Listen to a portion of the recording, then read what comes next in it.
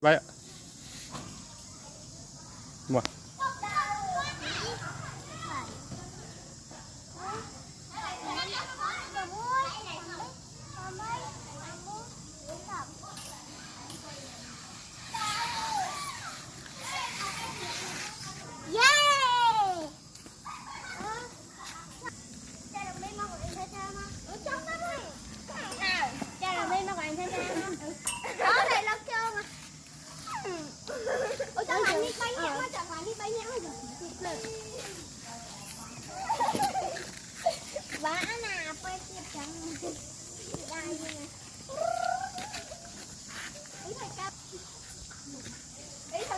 chậm quá rồi, chậm quá lắm.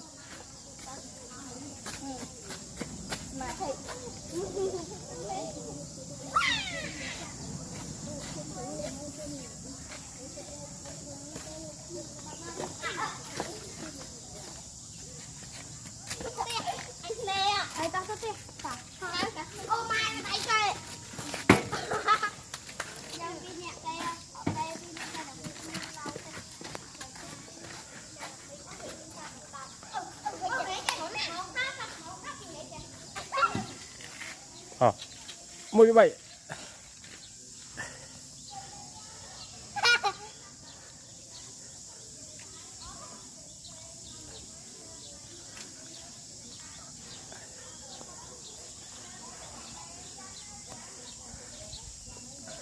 Ôi rồi bàn còn bàn. Anh đang có đôi khía đây còn đôi khía đây. Anh đang con chua mới đào nó nổ con tao nó đào là tiệp.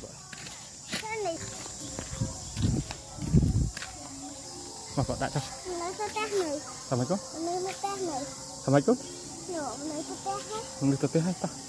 Ta tập hai bao nhiêu mình tập hai?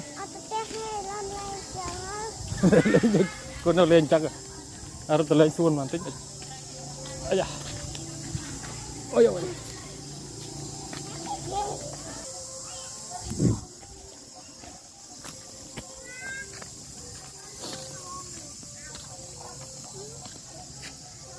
Cho nó, tôi cho lại. Con chộp lá nè.